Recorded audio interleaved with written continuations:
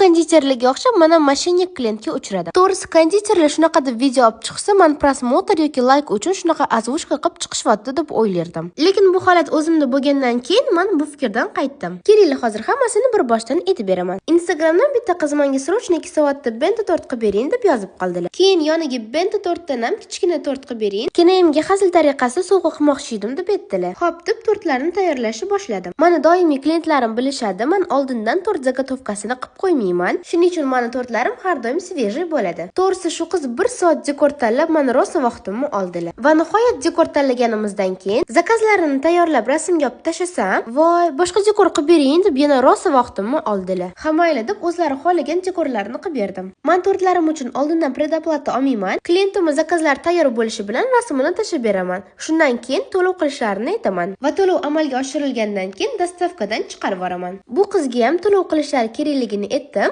Bu sapshingamni o'qigandan keyin shu qiz o'zi ham 2 soatga yo'q bo'lib ketdilar. Soat kechqurungi 12 ga yaqin shu qiz menga yana yozyaptilar. Opajon, iltimos, pulini ertaga ertalab tashib beraman. Menda hozir shunaqa положение bo'lib qoldi, kartamda bir so'm pulim qolmadi. Agar hozir zakazimni chiqarib yubormasangiz, men mehmonlar yonida sharmanda bo'lib qolaman. Meni uyaltirib qo'ymang deb rosa iltimos deb yozdilar. Iltimos, menga ishoning, meni qaldab ketmayman deb aytdilar. Buni hammasi bitta reelsga sig'man, davomini keyingi reelsda qo'yaman.